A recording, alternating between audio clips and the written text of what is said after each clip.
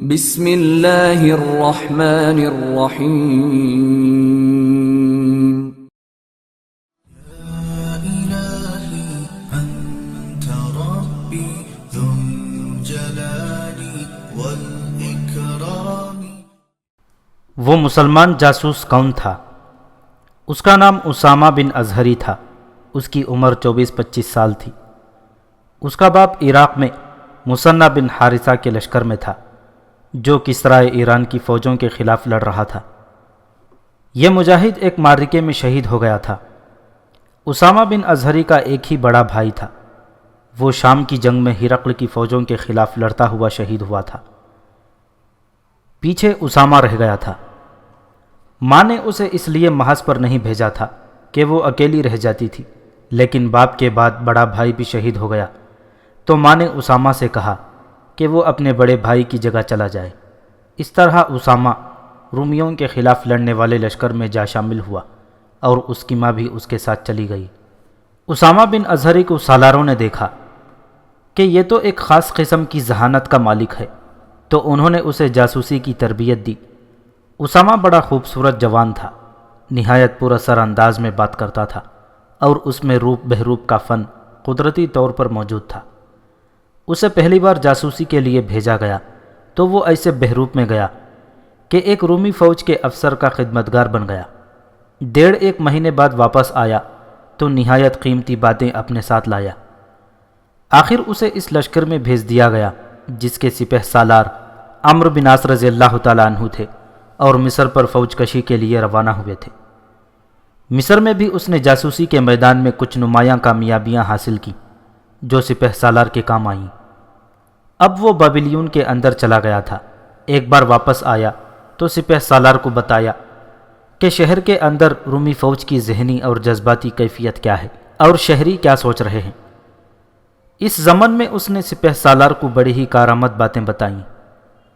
وہ پھر کسی بہروپ میں بابلیون کے اندر چلا گیا اور ایک عیسائی تاجر کا قابل اعتماد نوکر بن گیا۔ وہ عیسائیوں کے بہروپ میں گیا تھا۔ اسے واپس آنا تھا لیکن مجاہدین کے لشکر نے بابلیون کو محاصرے میں لے لیا۔ اس صورتحال میں اس کا واپس آنا بہت ہی مشکل تھا۔ اس نے یہ بھی سوچا کہ واپس نہ ہی جائے تو اچھا ہے، شہر کے اندر رہے اور اپنے لشکر کی مدد کا سامان پیدا کر لے۔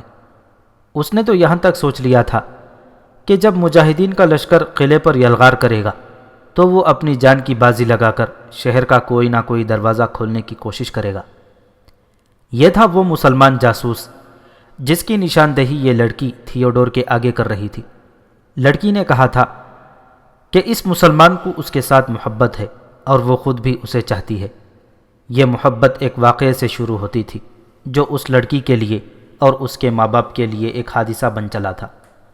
یہ واقعہ یوں ہوا کہ ایک بڑی بادبانی کشتی بابلیون کے سامنے والے جزیرے تک جا رہی تھی جہاں قلعہ روضہ تھا۔ اسامہ کو اس تاجر نے جزیرے میں جانے کو کہا تھا جس کا وہ ملازم تھا۔ اس تاجر کو وہاں کوئی کام تھا۔ چونکہ اس طرف دریائے نیل تھا اس لیے شہر کا وہ پہلو محاصرے سے محفوظ تھا۔ جزیرے اور بابلیون کے درمیان دریائی آمد و رفت لگی رہتی تھی۔ کشتی بہت بڑی تھی جس میں بہت سے مسافر جا رہے تھے۔ سامان بھی تھا اور چند ایک گھوڑے بھی تھے۔ یہ 3-3.5 مہینے پہلے کا واقعہ تھا جب نیل میں طغیانی آئی ہوئی تھی۔ طغیانی کا زیادہ جوش و خروش دریا کے وسط میں تھا۔ کشتی وسط میں پہنچی تو ملاح دیکھ نہ سکے کہ طغیانی بڑھ گئی ہے اور لہریں کچھ زیادہ ہی اوپر نیچے ہو رہی ہیں۔ کشتی جب اس مقام تک پہنچی تو لہروں نے اسے اٹھا اٹھا کر گرانا شروع کر دیا اور ایک بار کشتی کا رخ بدل گیا اور تیز ہوا نے بادبانوں کو ملاحوں کے قابو سے نکال دیا۔ کشتی ایک پہلو سے اس قدر جھک گئی کہ یوں لگتا تھا جیسے دریا کشتی کے اندر آ جائے گا۔ ایک نوخیز لڑکی جو اس طرف کھڑی تھی اپنا توازن قائم نہ رکھ سکی اور دریا میں جا پڑی۔ اسے اب ڈوبنا ہی تھا، بچنے کی کوئی صورت نہیں تھی۔ لڑکی کا باپ بھی اس کے ساتھ تھا لیکن وہ رونے چلانے اور لوگوں کی منت سماجت کرنے کے سوا کچھ بھی نہیں کر سکتا تھا۔ اسامہ کی فطرت میں خطرے مول لینے والا عنصر موجود تھا اور اس کے ساتھ انسانی ہمدردی کا جذبہ بھی تھا۔ اس نے اور کچھ بھی نہ سوچا اور دریا میں لڑکی کے پیچھے کود گیا۔ لڑکی کو موجیں اٹھا اٹھا کر پٹک رہی تھیں اور اپنے ساتھ لے جا رہی تھیں۔ اسامہ جوان تھا، جسم میں طاقت تھی، اور زیادہ طاقت تو اس جذبے میں تھی جو ہمدردی کا جذبہ تھا۔ وہ پوری طاقت صرف کرتا تیرتا چلا گیا، اسے تو طغیانی بھی آگے کو دھکیل رہی تھی۔ ملاحوں نے کشتی نہ روکی، اس کے بادبانوں کو قابو میں رکھ کر کشتی کو دریا کے وسط سے نکال لے گئے۔ اسامہ لڑکی تک پہنچ گیا اور اسے اٹھا کر اپنی پیٹھ پر ڈال لیا۔ اب بڑا ہی خطرناک مرحلہ شروع ہوا۔ یہ تھا طغیانی کے جوش و خروش میں سے نکلنا۔ بہت دور جا کر وہ موجوں کی لپیٹ سے نکلا اور سامنے والے کنارے تک چلا گیا۔ وہ کچھ ہی دیر اور تیر سکتا تھا، اس کے بازو اکڑنے لگے تھے۔ یہ اس کی اور لڑکی کی خوش قسمتی تھی کہ کنارہ آ گیا اور اسامہ لڑکی کو نیل کے منہ سے نکال کر لے گیا۔ کناروں کے ساتھ ساتھ چھوٹی کشتیاں چلتی رہتی تھیں۔ ان میں سے ایک میں اسامہ لڑکی کو جزیرے میں لے گیا۔ لڑکی کا باپ مل گیا۔ اس نے یہ صورت قبول کر لی کہ اس کی بیٹی ڈوب کر مر چکی ہے۔ اس نے اسامہ کو گلے لگا لیا اور اسے کہا کہ وہ بابلیون میں اس کے گھر آئے۔ اسامہ نے اپنے تاجر آقا کا کام بھی کر لیا تھا اور لڑکی اور اس کے باپ کے ساتھ واپس بابلیون آ گیا۔ وہ پہلی بار لڑکی کے گھر گیا تو ان لوگوں نے اسے سر آنکھوں پر بٹھایا۔ لڑکی تو اس پر مری جا رہی تھی۔ اس نے لڑکی کو یقینی موت کے منہ سے چھینا تھا۔ اسامہ آخر جوان سال اور غیر شادی شدہ تھا۔ اس کے دل میں لڑکی کی ایسی محبت پیدا ہو گئی جو انسان کو مجبور اور بے بس کر دیا کرتی ہے اور اسے اس راستے سے بھی ہٹا لیتی ہے۔ یہاں سے ان کی ملاقاتیں شروع ہوئیں۔ اسامہ کو تاجر نے ایک چھوٹا سا الگ مکان دے رکھا تھا۔ لڑکی اس کے پاس وہاں پہنچ جاتی تھی۔ ایک روز جذبات کا ایسا غلبہ ہوا کہ اسامہ نے لڑکی سے کہا کہ وہ اسے اپنے ساتھ عرب لے جائے گا۔ لڑکی نے حیرت زدگی کے عالم میں پوچھا کہ وہ عرب کیوں جائے گا؟ اسامہ نے تو اسے بتایا تھا کہ وہ عیسائی ہے۔ اسامہ پچھتانے لگا کہ اس کے منہ سے ایسی بات نکل گئی ہے کہ اس کا پردہ اڑ گیا ہے۔ اس نے ادھر ادھر کی بہت باتیں بنائیں کہ وہ اپنی اصلیت پر پھر پردہ ڈال لے، لیکن لڑکی کو شک نہیں بلکہ یقین ہو گیا تھا کہ اسامہ دراصل کچھ اور ہے۔ اسامہ اپنی کوشش میں کامیاب نہ ہو سکا۔ لڑکی کا حسن اور اس کی عمر ایسی تھی، اور پھر لڑکی نے باتیں بھی کچھ ایسی کہیں کہ اسامہ کو اپنا راز فاش کرنا پڑا۔ دونوں کی محبت ایسی تھی کہ اسامہ کو ایسی توقع تھی ہی نہیں کہ لڑکی اسے دھوکہ دے گی۔ لڑکی نے اسے قسم کھا کر کہا کہ وہ اس کے اس راز کو اپنے سینے میں دفن کر لے گی۔ اسامہ نے کھل کر بات کر دی اور لڑکی نے اس کے ساتھ وعدہ کیا کہ وہ مسلمان ہو جائے گی اور اس کے ساتھ عرب بھی چلی جائے گی۔ وہ تو اس کی بہت ہی ممنون و مشکور تھی۔ اس کے دل پر دریا کا ایسا خوف بڑھ گیا تھا کہ بہتے پانی کو دیکھ کر ہی ڈر جاتی تھی۔ اسامہ کو وہ اپنا محافظ سمجھتی تھی۔ اسامہ کو لڑکی پر بھروسہ تو تھا، لیکن اسے یہ احساس پریشان کرتا ہی رہتا تھا کہ اس نے اپنے آپ کو بے نقاب کر دیا ہے۔ لڑکی کو اپنے قابو میں رکھنے کے لیے اسامہ نے یوں بھی کیا کہ اس کے دل میں رومیوں کی نفرت پیدا کرنے کی کوشش کی۔ اسے بتایا کہ ہرقل اور قیرس نے کس طرح قبطی عیسائیوں کا قتل عام کیا ہے۔ وہ لڑکی سے یہ بھی کہتا تھا کہ رومیوں کی بادشاہی مصر میں قائم رہی تو وہ یہاں کسی قبطی عیسائی کو زندہ نہیں رہنے دیں گے۔ اگر مسلمانوں کو فتح حاصل ہو گئی تو ہر کوئی اپنے مذہبی امور اور عقیدوں میں آزاد ہوگا۔ لڑکی کو رومیوں کا قبطی عیسائیوں پر ظلم و تشدد اچھی طرح معلوم تھا، لیکن وہ کم سن اور نادان لڑکی تھی۔ جنرل تھیوڈور نے اس کی معصومیت کے ساتھ کھیلنے کے لیے کہہ دیا کہ وہ اسے مصر کی ملکہ بنائے گا، تو وہ اس کی باتوں میں آ گئی، اور جب تھیوڈور نے مصر کی اور مسلمانوں کی باتیں کیں اور پھر لڑکی کو اور زیادہ چڑھا دیا، تو لڑکی نے نادانی میں آ کر اسامہ کا پردہ چاک کر دیا۔ اسامہ اپنے گھر میں اکیلا گہری نیند سویا ہوا تھا۔ اسے معلوم نہیں تھا کہ یہ رات اس کی زندگی کی آخری رات ہے۔ اس سے جذبات میں آ کر جو غلطی ہوئی تھی، اس کی سزا تھیوڈور نے لڑکی کو سنا دی تھی، سزائے موت۔ یہ سزا تو دراصل اسامہ کی ماں کو بھگتنی تھی۔ اس کا خاوند بھی شہید ہو گیا تھا، بڑا بیٹا بھی شہید ہو گیا، اور اب چھوٹا بیٹا رات گزرتے ہی تھیوڈور کے جلاد کے ہاتھوں قتل ہونے والا تھا۔ پیچھے ماں کو سزا بھگتنے کے لیے اکیلا رہ جانا تھا۔ ماں یہاں بھی اس کے ساتھ تھی، اور سپہ سالار عمرو بن عاص رضی اللہ تعالیٰ عنہ کے کہنے پر دوسری عورتوں کے ساتھ نفل پڑھ رہی تھی اور مجاہدین کی فتح کی دعائیں مانگ رہی تھی۔ اسے یہ تو معلوم ہی نہیں تھا کہ اس کا بیٹا شہر کے اندر پھندے میں آ چکا ہے اور اب اپنے بیٹے کو کبھی بھی نہیں دیکھ سکے گی۔ یہ تھی وہ رات اور یہ تھا وہ وقت جب یہ لڑکی تھیوڈور کو بتا رہی تھی کہ وہ ایسے مسلمان جاسوس کو پکڑوا سکتی ہے، اور تھیوڈور نے اسے کہا تھا کہ اس جاسوس کو اس کے سامنے قتل کروا دیا جائے گا۔ بالکل اس وقت مجاہدین نے اپنے سالار زبیر بن عوام رضی اللہ تعالیٰ عنہ کی قیادت میں ان کی ہدایات کے مطابق خندق کی رکاوٹوں پر درخت پھینک کر خندق عبور کر رہے تھے۔ قلعوں کی دیواروں پر چڑھنے کے لیے ایک تو کمندیں پھینکی جاتی تھیں، اور اگر دیواریں کمزور ہوتیں تو ان میں شگاف بھی ڈال لیا جاتا تھا۔ ایک طریقہ سیڑھیوں کے ذریعے اوپر چڑھنے کا بھی تھا۔ بابلیون کی دیواریں بہت ہی مضبوط، عام قلعوں کی نسبت زیادہ چوڑی اور اونچی بھی خاصی زیادہ تھیں۔ اس بلندی کو دیکھتے ہوئے ہی مجاہدین نے 2 سیڑھیاں باندھ لی تھیں تاکہ یہ دیوار کے اوپر تک پہنچ جائیں۔ پہلے بیان ہو چکا ہے کہ قلعے کے محاصرے کو 8 مہینے گزر گئے تھے۔ عمرو بن عاص رضی اللہ تعالیٰ عنہ کبھی بھی محاصرے کو تول دینے کے حق میں نہیں تھے۔ کچھ دن محاصرہ کر کے قلعے پر یلغار کر ہی دیا کرتے تھے۔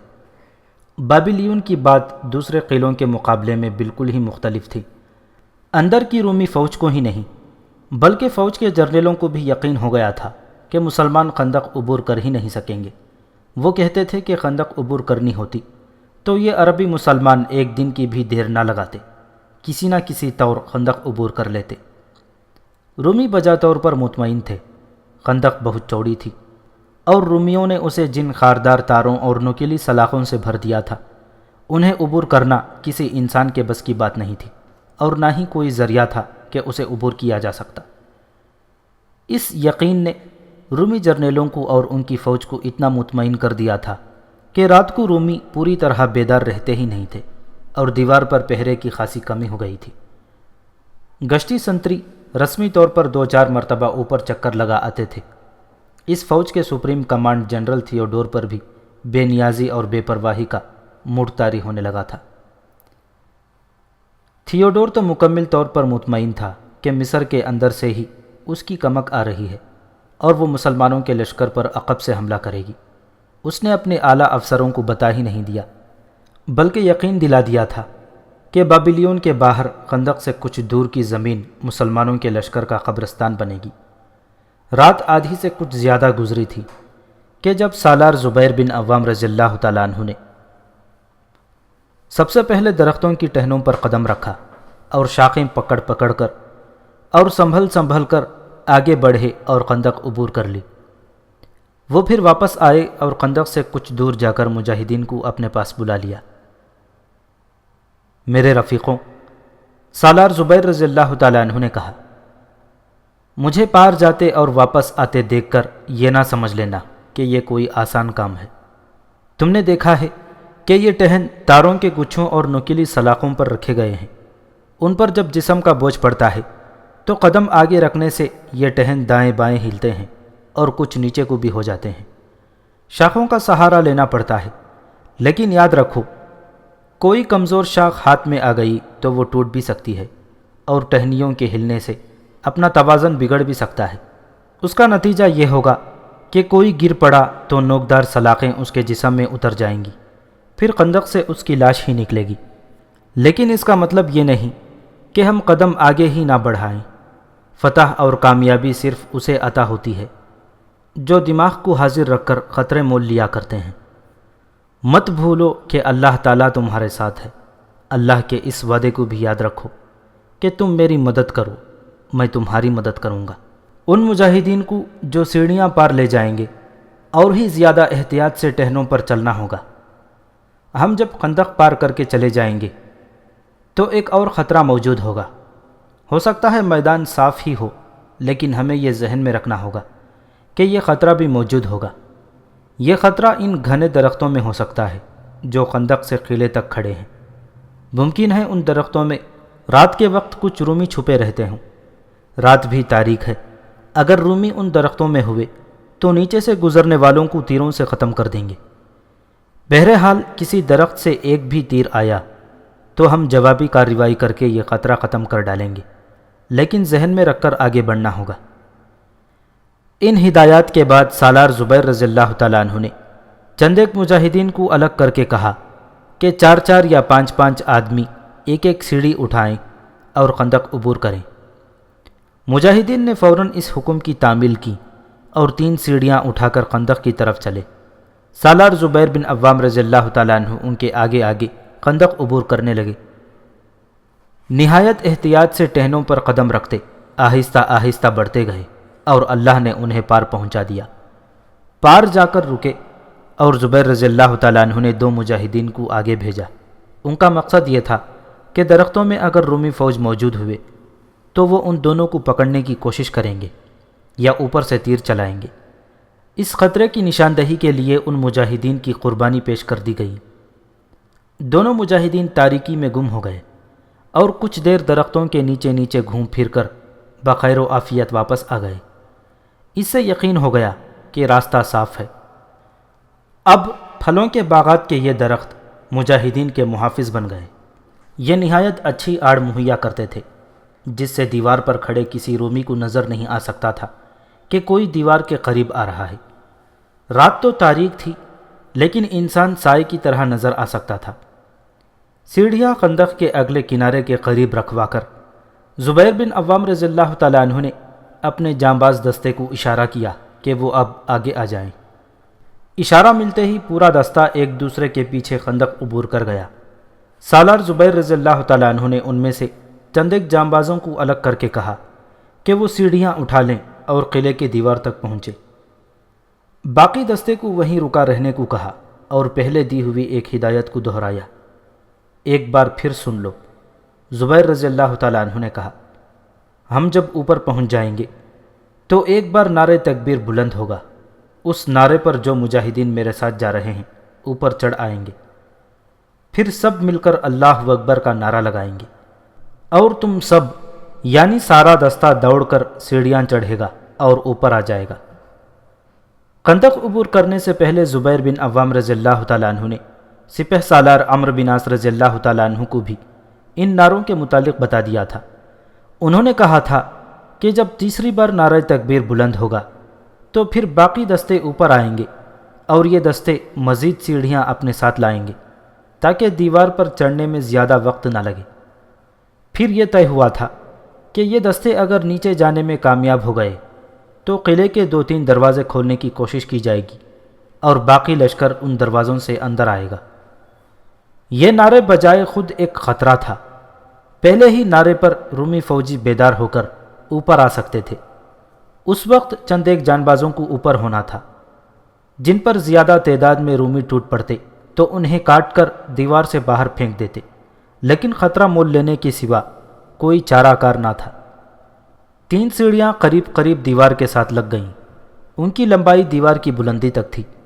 خاموشی قائم رکھنی تھی جو سیڑھیاں لگاتے قائم نہ رہ سکی۔ سیڑھیوں کی آواز پیدا ہوئی لیکن اوپر کوئی حرکت نہ دیکھی گئی۔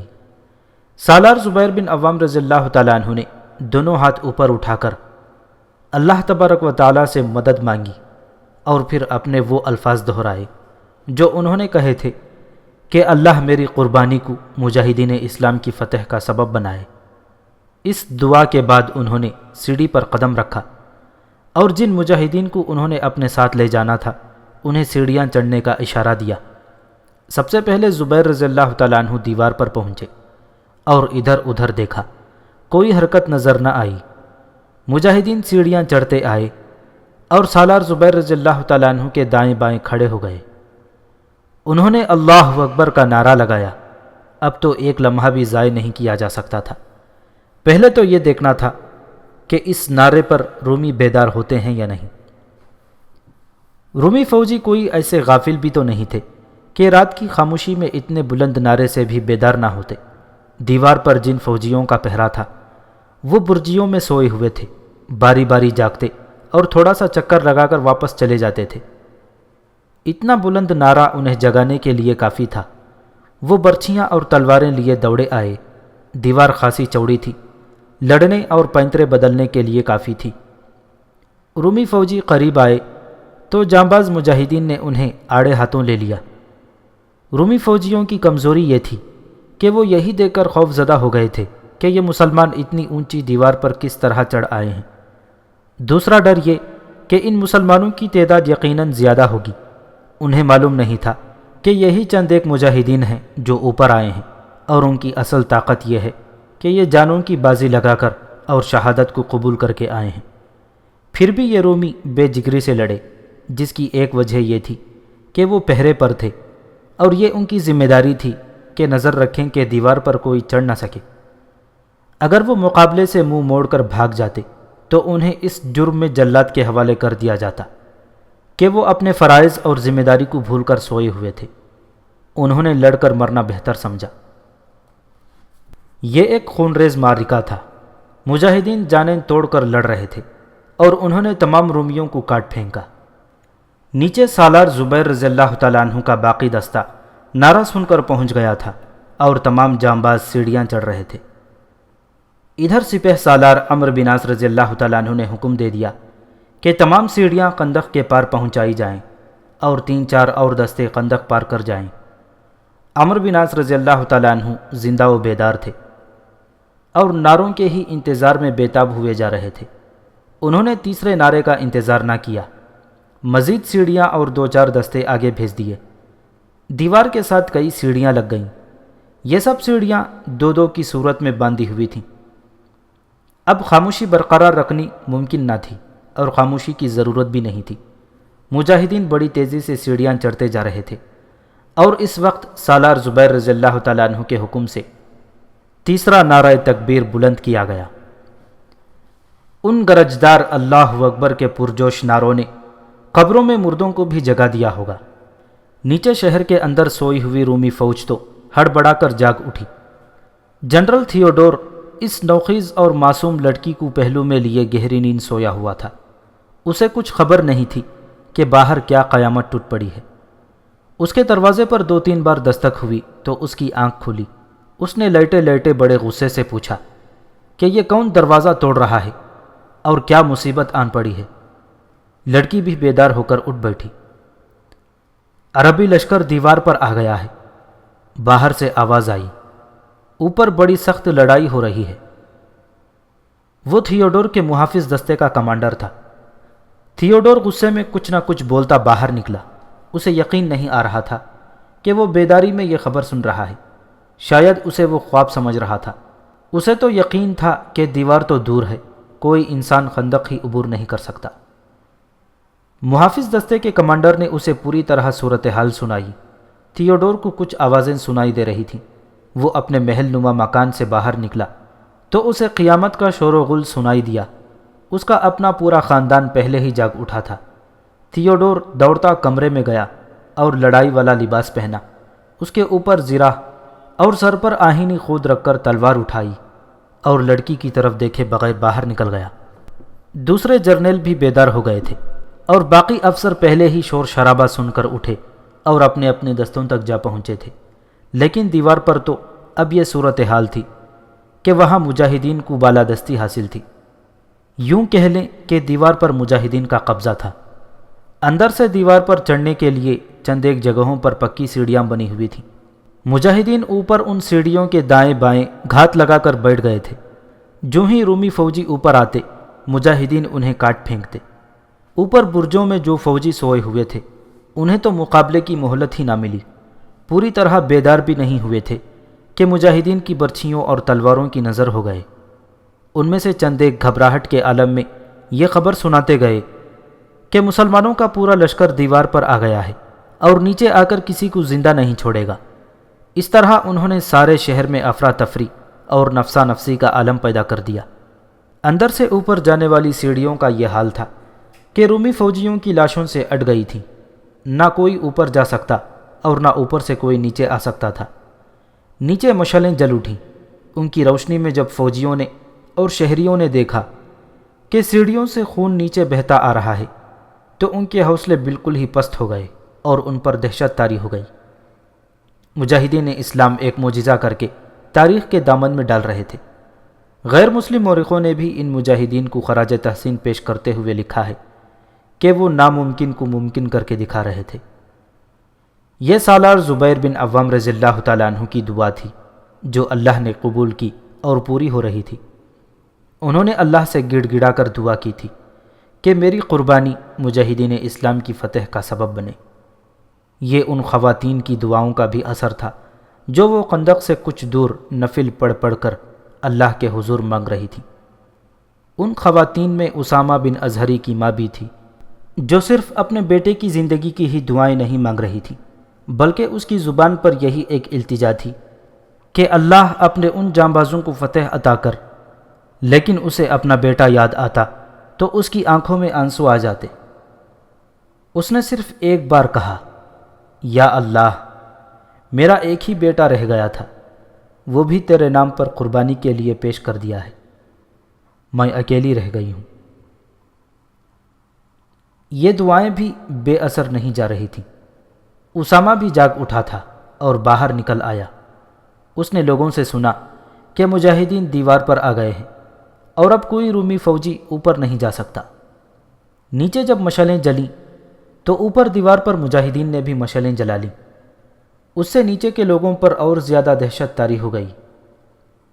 اسامہ کو تو معلوم ہی نہیں تھا کہ تھیوڈور کے فیصلے کے مطابق یہ اس کی زندگی کی آخری رات ہے، لیکن اللہ کے فیصلے نے زمین پر رہنے والوں کے تمام فیصلے رد کر دیے تھے۔ اسامہ کی ماں کے سینے سے نکلی ہوئی یہ فریاد کہ میں اکیلی رہ جاؤں گی اللہ نے سن لی تھی۔ وہ تھیوڈور جس نے اسامہ کو سزائے موت کا فیصلہ سنا دیا تھا، شہر کے اندر بھٹکتا پھر رہا تھا۔ اپنی فوج پر اس کی کمانڈ ختم ہو چکی تھی اور اپنے جرنیلوں اور دیگر افسروں کو ڈھونڈتا اور پکارتا پھر رہا تھا، لیکن اس کے اپنے ہی فوجی اور شہری بھاگتے دوڑتے اس کے ساتھ ٹکراتے گزرتے جا رہے تھے۔ کسی نے دیکھا تک نہیں کہ یہ فوج کا سپریم کمانڈر اور مقوقس کی جگہ اس کی حیثیت فرما نروائے مصر جیسی ہے۔ اسامہ اوپر جا کر اپنے لشکر سے جا ملنا چاہتا تھا، لیکن جن سیڑھیوں سے چڑھنے لگا انہیں لاشوں سے اٹا ہوا دیکھا۔ اوپر جانا ممکن نہیں تھا۔ آخر وہ ایک سیڑھیوں سے لاشوں کے اوپر چلتا گرتا اٹھتا اوپر ہی چلا گیا۔ دو تین مجاہدین تلواریں تانے اس کی طرف لپکے تو اس نے ہاتھ اوپر کر کے کہا کہ میں تمہارا ہی آدمی ہوں، اسامہ بن ازہری۔ وہ اب آزاد تھا۔ وہ سپہ سالار کو ڈھونڈنے لگا تھا۔ اسے اب اس قلعے بند بڑے شہر کا گائیڈ بننا تھا۔ اس نے معلوم کر لیا تھا کہ اسلحہ خانہ کہاں ہے، خزانہ کہاں ہے، اور اسی طرح کچھ اہم اور ڈھکی چھپی جگہیں تھیں جو اس نے دیکھ لی تھیں۔ یہ وہ ساری جگہیں سپہ سالار عمرو بن عاص رضی اللہ تعالیٰ عنہ کو بتانا اور ان کی رہنمائی کرنا چاہتا تھا۔ اب دیوار کے چاروں طرف مجاہدین کا فاتحانہ شور و غل اور تکبیر کے نعرے بڑھتے اور بلند سے بلند تر ہوتے جا رہے تھے۔ تمام مورخوں نے لکھا ہے کہ رومی فوج کا دمخم بڑی ہی تیزی سے ٹوٹ پھوٹ رہا تھا۔ یہ تو ہونا ہی تھا۔ فوج اور شہر کے لوگوں پر جس وجہ سے زیادہ دہشت طاری ہوئی وہ یہ تھی کہ جرنیلوں تک نے انہیں یقین دلا دیا تھا کہ اب مسلمان تو کیا، دنیا کی کوئی طاقت خندق عبور نہیں کر سکتی۔ رومی فوجی اور شہری حیرت زدہ تھے کہ مسلمان آخر کس طرف سے آئے ہیں۔ مجاہدین اسلام کے متعلق رومی فوج نے یہاں تک کہا سنا جا رہا تھا کہ انہیں جنات کی طاقت حاصل ہے یا جنات ان کے ساتھ رہتے ہیں۔ یہ تاثر مجاہدین کی پہلی فتوحات سے پیدا ہوا تھا۔ اب بابلیون میں لوگ اسے سچ ماننے لگے، اور ان میں جو سب سے زیادہ خوف زدہ تھے انہوں نے یقین کے ساتھ کہنا شروع کر دیا کہ مسلمانوں کو جنات کی مدد حاصل ہے، ان کے مقابلے میں کوئی نہ آئے۔ کئی فوجی قلعے کے دریا والے دروازے کی طرف چلے گئے۔ وہ اس دروازے سے بھاگ نکلنا چاہتے تھے۔ انہیں امید تھی کہ کشتیاں تیار ہوں گی اور وہ انہیں دریا کے وسط والے جزیرے تک پہنچا دیں گے، لیکن وہ دروازہ کھولا نہیں جا رہا تھا۔ وہاں جو رومی فوج پہرے پر موجود تھے وہ کہتے تھے کہ یہ دروازہ کھولا تو مسلمان اس طرف سے اندر آ جائیں گے۔ ایک روایت یہ ہے کہ زبیر بن عوام رضی اللہ تعالیٰ عنہ چند ایک مجاہدین کے ساتھ نیچے چلے گئے اور قلعے کے 2-3 دروازے کھول دیے، لیکن یہ روایت صحیح معلوم نہیں ہوتی، کیونکہ معروف اور مستند تاریخ نویس طبری نے کچھ قابل اعتماد حوالے دے کر اور کچھ استدلال کا سہارا لے کر لکھا ہے کہ جرنیلوں نے اپنی فوج کی افراتفری شہریوں کی نفسا نفسی دیکھی اور پھر یہ دیکھا کہ مسلمانوں کا پورا لشکر دیوار پر آ گیا ہے اور رومی فوج دیوار پر جا ہی نہیں سکتی، اور بھاگنے کے راستے دیکھ رہی ہے، تو جرنیلوں نے اعلان کروایا کہ جو کوئی دروازہ کھولنے کی کوشش کرے گا اسے قتل کر دیا جائے گا۔ تیبری نے یہ بھی لکھا ہے کہ جنرل تھیوڈور کے حکم سے نیچے سے اعلان کیا گیا کہ وہ مقابلہ نہیں کریں گے اور صلح کی بات کرنا چاہتے ہیں۔ ڈر کے مارے کوئی قاصد اوپر نہیں جا رہا تھا۔ تیبری کی تحریر سے یہ بھی پتہ چلتا ہے کہ سپہ سالار عمرو بن عاص رضی اللہ تعالیٰ عنہ بھی دیوار پر آ گئے تھے۔ انہوں نے تھیوڈور کا اعلان سنا تو اس کے جواب میں اعلان کر دیا کہ جرنیل اوپر آ جائیں اور بات کریں۔ ہم یہاں کا سارا خزانہ تمہارے حوالے کر دیں گے، تھیوڈور نے اعلان کر دیا۔ یہ لے کر دیوار سے باہر کو اس طرح اتر جاؤ جس طرح چڑھے تھے، اور خندق کی حد سے بھی نکل جاؤ۔ اس کے علاوہ کچھ اور چاہیے تو ہم وہ بھی پیش کر دیں گے۔ ہمیں جو کچھ چاہیے اب وہ ہم خود ہی لے لیں گے۔ عمرو بن عاص رضی اللہ تعالیٰ عنہ نے اعلان کروایا، ہم دیوار سے باہر کو نہیں اندر کو اتریں گے، 2-3 جرنیل اوپر آ جائیں۔ اس کے ساتھ ہی عمرو بن عاص رضی اللہ تعالیٰ عنہ نے چند ایک مجاہدین کو حکم دیا کہ دیوار کے چاروں طرف یہ اعلان کرتے جائیں کہ شہر کے لوگ نہ بھاگیں، ان کی جان و مال کی پوری حفاظت کی جائے گی، انہیں امان دی جائے گی، اور ہمارے لشکر کا کوئی فرد کسی گھر میں داخل نہیں ہوگا، اور سب کی عزت کا پورا خیال رکھا جائے گا۔ ہم اوپر آ جائیں، جنرل تھیوڈور نے بلند آواز سے کہا، لیکن اس کی کیا ضمانت کہ ہمیں گرفتار یا ہلاک نہیں کر دیا جائے گا؟ گرفتار یا ہلاک کرنا ہو تو ہم نیچے آ کر بھی کر سکتے ہیں۔ سپہ سالار عمرو بن عاص رضی اللہ تعالیٰ عنہ نے اب کے کسی اور سے کہلوانے کے بجائے خود اوپر سے جھک کر نیچے دیکھا اور کہا، ہے کوئی تم لوگوں کو ہم سے بچانے والا؟ ہم مسلمان ہیں، وہی کرتے ہیں جو ہم زبان سے کہتے ہیں، ہم دھوکے میں قتل نہیں کیا کرتے، بے دھڑک اوپر آ جاؤ۔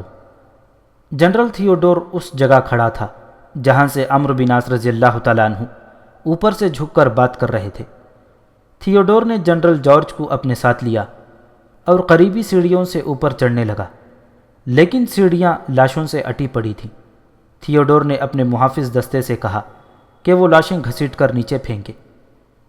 محافظوں نے بڑی تیزی سے رومی فوجوں کی لاشیں گھسیٹ کر نیچے پھینکیں اور دونوں جرنیل اوپر چلے گئے۔ صلح کی شرائط طے کرنے کے لیے عمرو بن عاص رضی اللہ تعالیٰ عنہ رومی جرنیلوں کے ساتھ مجاہدین سے دور ہٹ گئے۔ اب بتاؤ کیا چاہتے ہو؟ عمرو بن عاص رضی اللہ تعالیٰ عنہ نے پوچھا۔ یہ پیش نظر رکھ کر کہ اپنی شرط پیش کرنا ہے، تمہاری فوج لڑ نہیں رہی بلکہ بھاگ کر پناہیں ڈھونڈ رہی ہے۔ 3 دنوں کی مہلت، تھیوڈور نے کہا، ہمیں 3 دنوں کی مہلت دی جائے کہ ہم قلعہ خالی کر دیں اور اس کے بعد قلعے پر تمہارا قبضہ ہوگا۔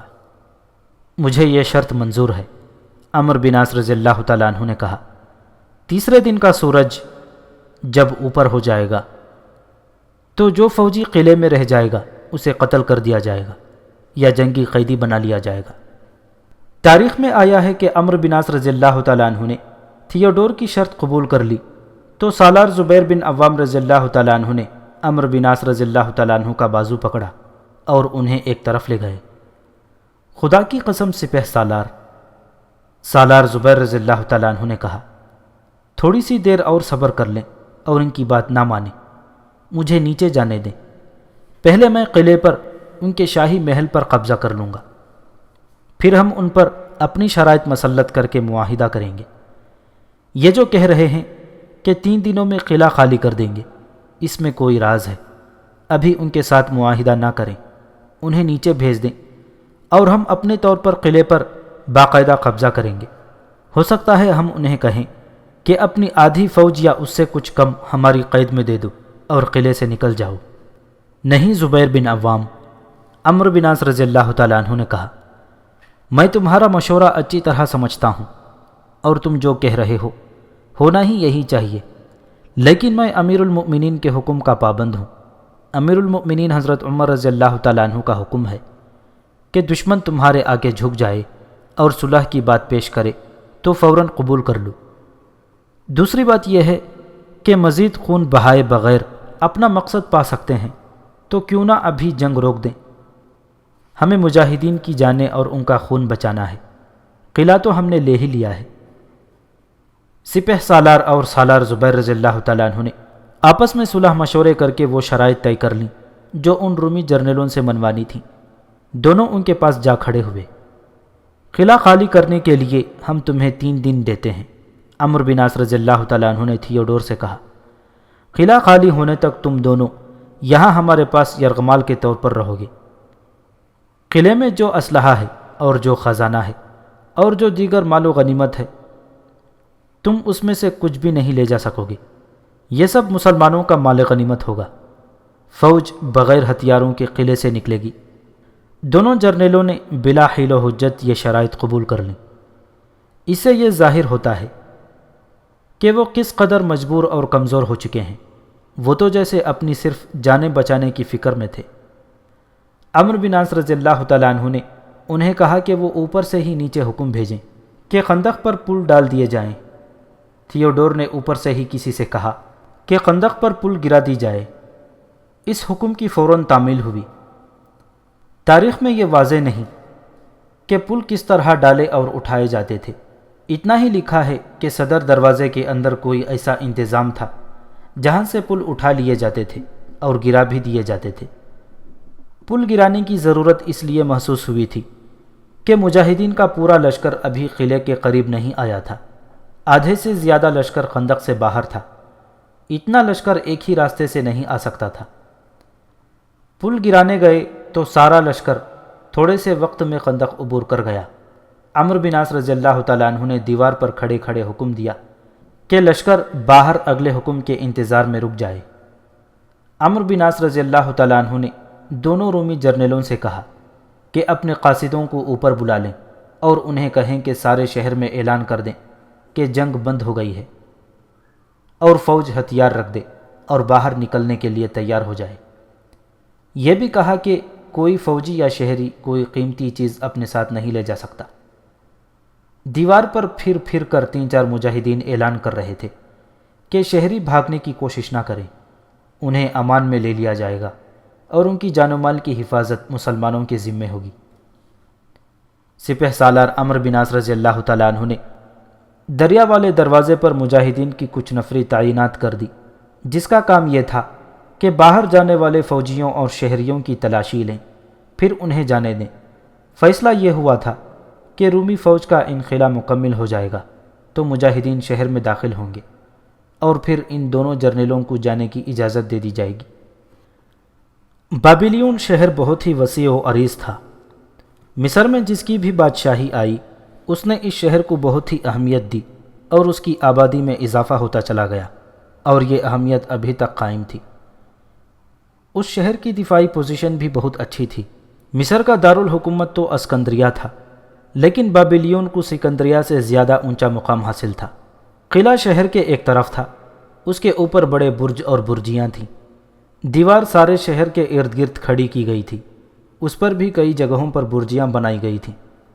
اس شہر کے متعلق تمام تر تفصیلات پہلے بیان ہو چکی ہیں۔ یہاں یہ ذکر اس لیے آیا ہے کہ یہ ذہن میں رکھ لیا جائے کہ مجاہدین اور ان کے سالار ابھی قلعے کے اوپر کھڑے تھے اور انہوں نے ابھی پورا شہر نہیں دیکھا تھا۔ انہوں نے حکم دے دیا تھا کہ شہر خالی کر دیا جائے، لیکن یہ دیکھنے کی ضرورت محسوس نہ کی گئی کہ شہر کس طرح خالی ہو رہا ہے اور لوگ کیا کر رہے ہیں۔ سپہ سالار نے یہ تسلی کر لی تھی کہ فوج کا انخلا شروع ہو گیا ہے۔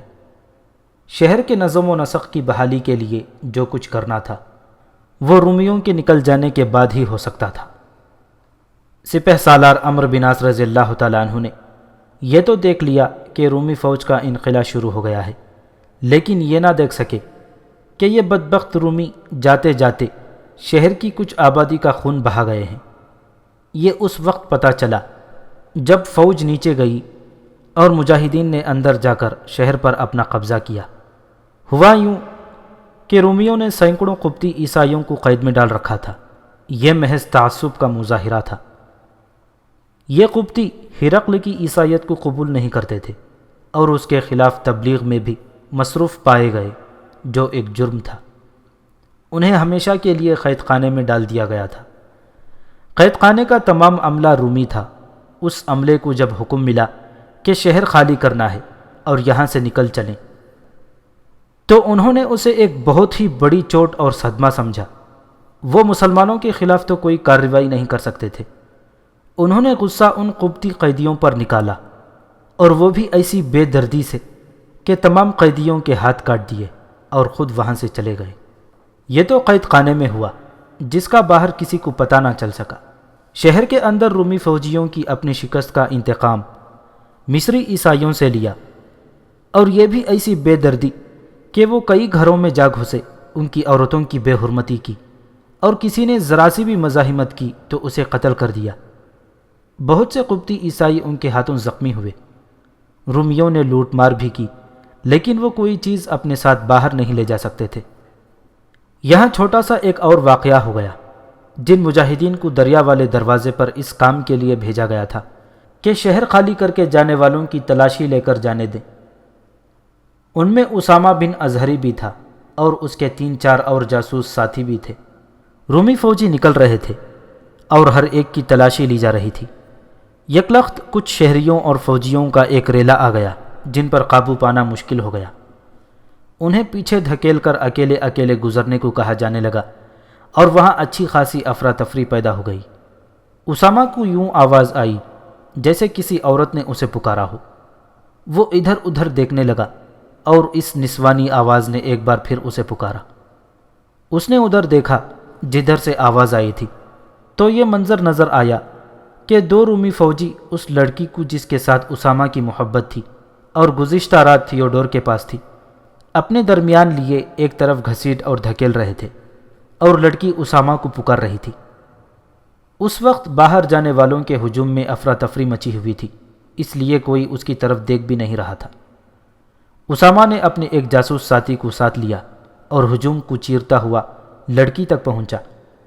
دونوں فوجی اسے چھوڑ کر وہاں سے کھسکنے لگے، لیکن اسامہ اور اس کے ساتھی نے انہیں پکڑ لیا۔ لڑکی بری طرح رو رہی تھی۔ اسامہ نے اس سے پوچھا کہ اسے کیا ہوا ہے اور یہ اسے کہاں لے جا رہے ہیں۔ انہوں نے میری ماں کو اور میرے باپ کو قتل کر ڈالا ہے، لڑکی نے کہا۔ میرے گھر سے زیورات بھی اٹھا لیے ہیں اور مجھے گھسیٹتے ہوئے اپنے ساتھ لے جا رہے ہیں۔ ان دونوں فوجیوں کے پاس کوئی ہتھیار نہیں تھا کہ وہ لڑنے پر اتر آتے۔ تمام فوجیوں کو سپہ سالار کے حکم سے نہتہ کر دیا گیا تھا۔ اسامہ اور اس کا ساتھی انہیں اور لڑکی کو دھکیلتے ہوئے ہجوم سے نکال کر کچھ دور لے گئے۔ قریب ہی ایک چھوٹا سا اور بڑا پرانا سا ایک مکان تھا جس کا دروازہ کھلا ہوا تھا۔ اسامہ کے کہنے پر انہیں اس مکان میں لے گئے۔ مکان کے 2 ہی کمرے تھے اور دونوں خالی تھے۔ ایک کمرے میں لے جا کر دونوں فوجیوں کی تلاشی لی گئی تو ان کے کپڑوں کے اندر سے ایک تھیلی برآمد ہوئی جس میں زیورات تھے۔ یہ انہوں نے اس لڑکی کے گھر سے اٹھائے تھے۔ دونوں فوجیوں نے ہنس ہنس کر کہنا شروع کر دیا کہ یہ لڑکی اتنی خوبصورت ہے کہ ہم نے سوچا کہ اسے ساتھ لے چلیں۔ زیورات تم رکھ لو، ہمیں یہ لڑکی ساتھ لے جانے دو، اور اس کے ماں باپ کو تم نے قتل کیا ہے۔ اسامہ نے کہا، کیا یہ خون بھی تمہیں بخش دیں؟ ایک کمسن لڑکی کو تم نے یتیم کر دیا ہے۔ یہاں تو کئی لوگ قتل ہو گئے ہیں، ایک فوجی نے کہا۔ اس کے ماں باپ قتل ہو گئے تو کیا قیامت آ جائے گی؟ اسامہ نے اپنے ساتھی کی طرف دیکھا۔ آنکھوں ہی آنکھوں میں انہوں نے طے کر لیا کہ کیا کرنا ہے۔ دونوں نے بیک وقت خنجر نکالے اور دوسرے ہی لمحے یہ خنجر ان رومی فوجیوں کے پیٹوں میں اترے ہوئے تھے۔ دونوں مجاہدین نے ان فوجیوں کے پیٹ چاک کر دیے۔ دونوں گر پڑے۔ مجاہدین لڑکی کو ساتھ لے کر باہر نکل گئے۔ میں اب کہاں جاؤں؟ لڑکی نے روتے ہوئے اسامہ سے پوچھا۔ گھر میں تو میرا رہا ہی کوئی نہیں۔ کیا یہ بھی کوئی پوچھنے والی بات ہے؟ اسامہ نے زیورات کی تھیلی لڑکی کے ہاتھ میں دیتے ہوئے کہا، کیا تم میرے ساتھ نہیں چلو گی؟ کیا تم نے میرے ساتھ رہنے کا وعدہ نہیں کیا تھا؟ کیا تھا، لڑکی نے کہا، لیکن میں تمہارے ساتھ بے وفائی کر چکی ہوں اور میں بہت شرمسار ہوں۔ کیسی بے وفائی؟ اسامہ نے پوچھا۔ لڑکی نے اسامہ کو گزشتہ رات کی ساری بات سنا ڈالی جو تھیوڈور کے سونے کے کمرے میں ہوئی تھی۔ اس نے کچھ بھی نہ چھپایا اور کہا کہ اس اتنے بڑے جرنیل نے اس کا دماغ ہی پھیر ڈالا تھا اور وہ تصوروں میں مصر کی ملکہ بن گئی تھی۔ اب یقین آیا کہ تمہارا خدا سچا ہے، لڑکی نے کہا۔ تمہارا مذہب بھی سچا اور برحق ہے، اگر ایسا نہ ہوتا تو اس وقت تم زندہ نہ ہوتے۔ میں نے تو تمہیں پکڑوا دیا تھا، اگر میرا یہ گناہ معاف کر سکتے ہو تو مجھے اسلام میں داخل کر لو اور اپنے ساتھ لے چلو، میں تمہیں تمہارے ماں باپ واپس نہیں دلوا سکتا۔ اسامہ نے کہا، یہ زیورات تمہارے ہیں، تمہیں لوٹا دیے ہیں۔ سچ اور جھوٹ کو، حق اور باطل کو سچے دل سے سمجھ گئی ہو تو میرے ساتھ آ جاؤ۔ کسی بھی مسلمان کے پاس بیٹھ جاؤ گی تو تھوڑی ہی دیر بعد کہہ اٹھو گی کہ یہ تو میرا وہ باپ ہے جسے رومیوں نے قتل کر دیا تھا۔ مسلمانوں میں لٹیرے نہیں ہوا کرتے، ان کے پاس شفقت اور انسانی ہمدردی ہے۔ میں تمہیں اپنے سپہ سالار کے پاس لے جاؤں گا تاکہ انہیں پتہ چل جائے کہ میں تمہیں زبردستی نہیں لایا اور تم اپنی خوشی اور رضا سے اسلام قبول کر کے میرے ساتھ شادی کرنا چاہتی ہو۔ اسامہ نے جب لڑکی کی یہ باتیں سنی تو اس نے دل ہی دل میں اللہ کا شکر ادا کیا کہ اسے قتل کروانے والا جرنیل اس وقت مسلمانوں کی قید میں یرغمال کے طور پر ایک برجی میں بیٹھا ہوا تھا، اور اسامہ فاتح کی حیثیت سے سر اونچا کر کے اس جرنیل کے قلعے میں گھوم پھر رہا تھا اور اپنے سپہ سالار کے حکم منوا رہا تھا۔ اسامہ لڑکی کو سپہ سالار کے پاس لے گیا اور انہیں ساری بات سنائی۔ سپہ سالار عمرو بن عاص رضی اللہ تعالیٰ عنہ نے لڑکی سے دو چار باتیں پوچھیں اور اسے شفقت اور پیار سے مسلمان خواتین کے پاس بھیج دیا۔ اس کے زیورات اس کے پاس رہنے دیے۔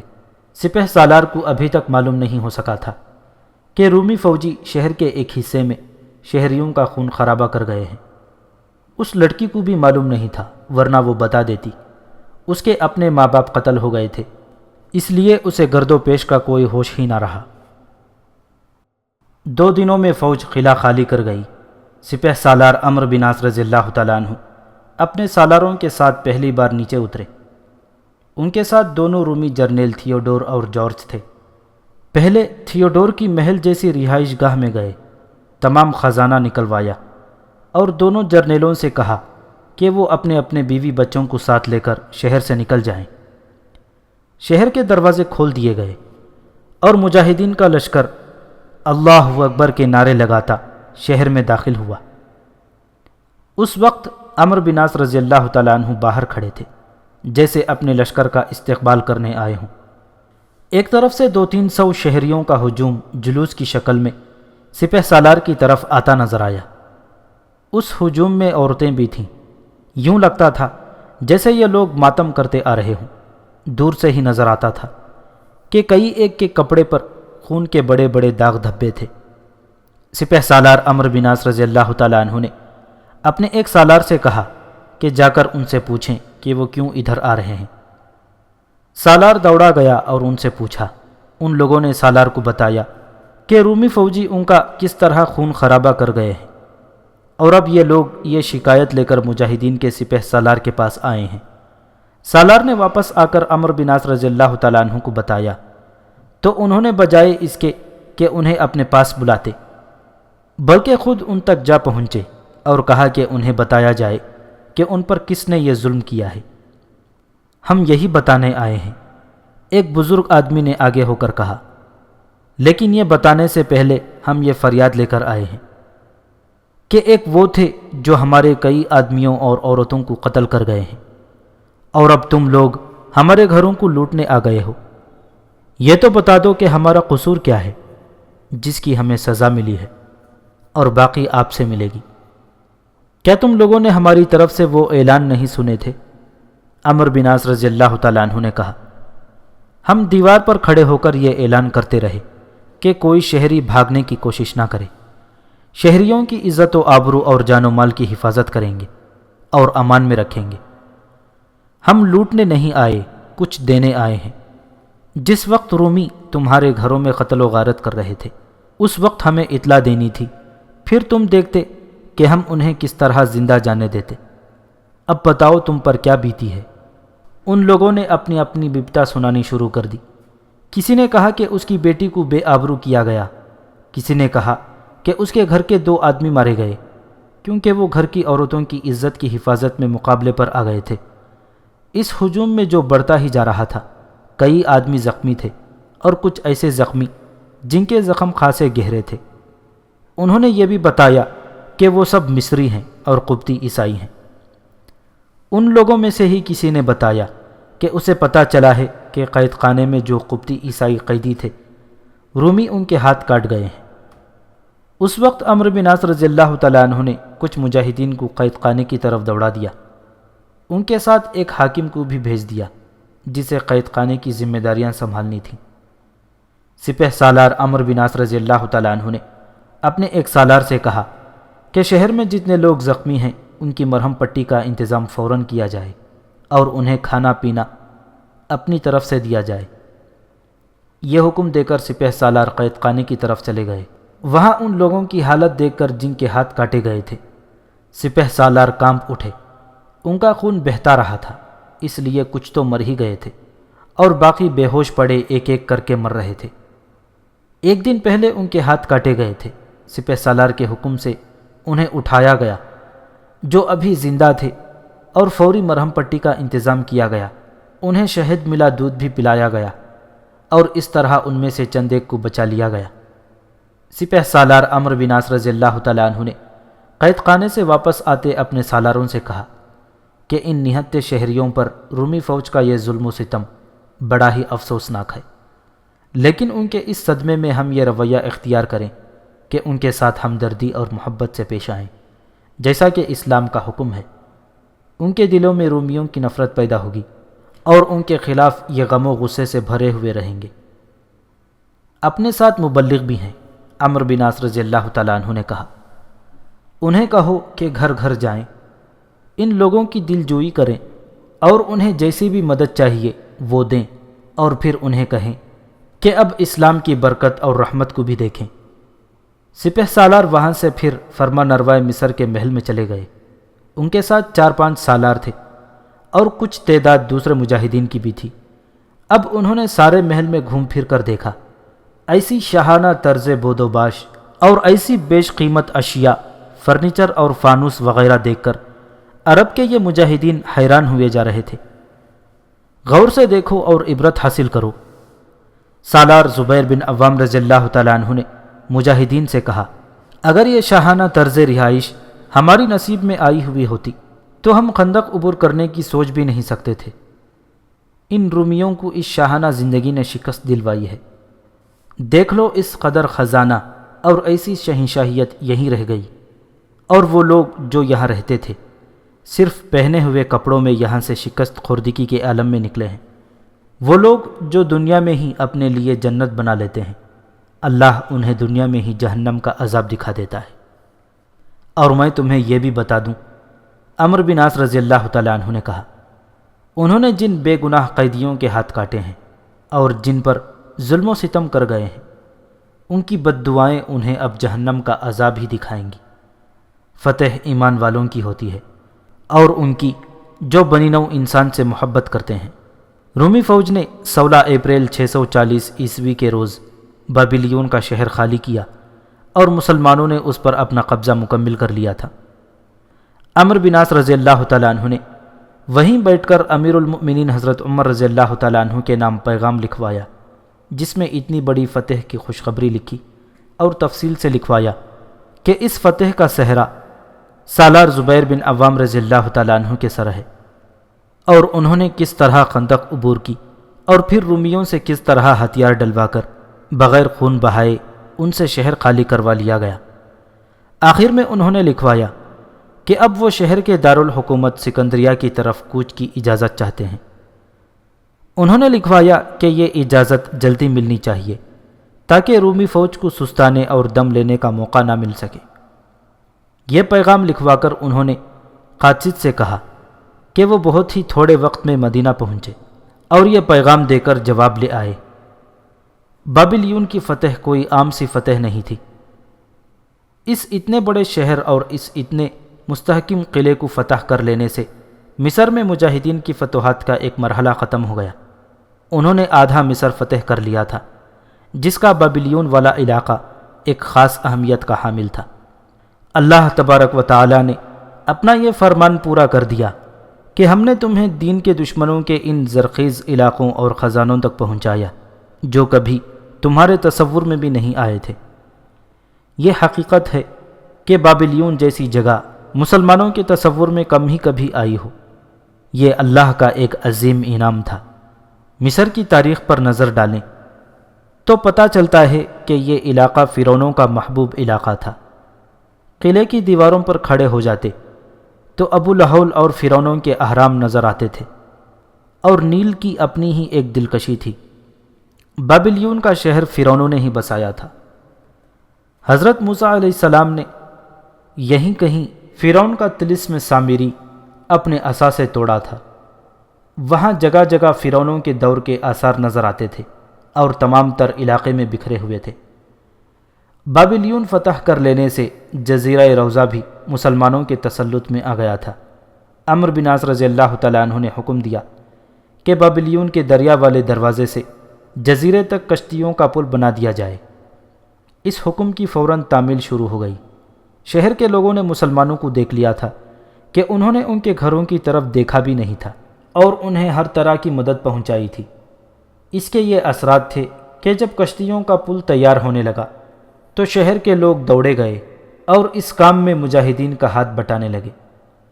سپہ سالار عمرو بن عاص رضی اللہ تعالیٰ عنہ کی مجبوری یہ تھی کہ ان کے ساتھ لشکر کی نفری کم تھی۔